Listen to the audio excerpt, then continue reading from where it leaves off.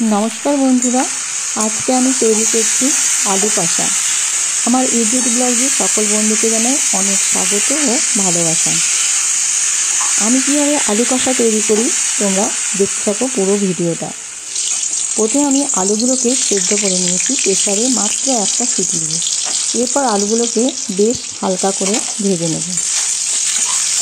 এই আলু কষা খেতে রুটি, পরোটা, লুচি সবার সাথে ভীষণ ভালো লাগে।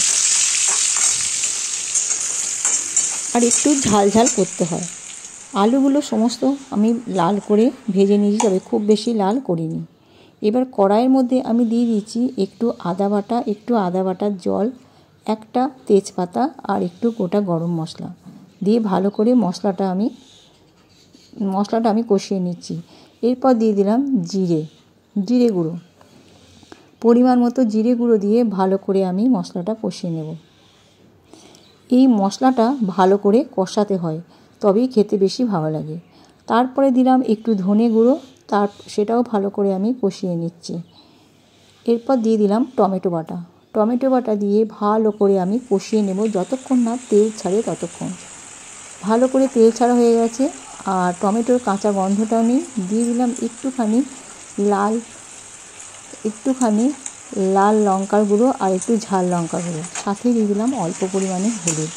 এরপর আরও ভালো করে কষিয়ে নিয়ে তার মধ্যে দিয়ে দিলাম পরিমাণ মতো নুন দিয়ে আরেকটু ভালো করে কষিয়ে নেব। খুব সুন্দরভাবে আমার এটা কষানো হয়ে গেছে, সেজন্য তার আগে দিয়ে দিলাম অল্প একটু চিনি। তবে আমি এটা নিরামিষ করেছি, সম্পূর্ণভাবে নিরামিষ, কোনো রকম পেঁয়াজ রসুন দিইনি। এরপর আমি দিয়ে দেবো, ভালো করে কষিয়ে নিচ্ছি। কষানোর পরে দিয়ে দেবো ভেজে রাখা আলুগুলো।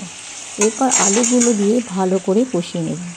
ভিডিওটি যদি ভালো লাগে অবশ্যই লাইক, শেয়ার আর কমেন্ট করতে অবশ্যই ভুলবে না।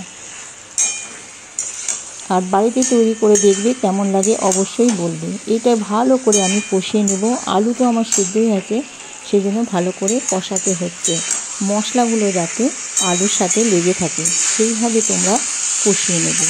একটু সময় ধরে কষাতে হবে। আর দারুণ টেস্টি একটা রেসিপি। ফিরে আসবো আবার অন্য কোনো নতুন রেসিপি নিয়ে।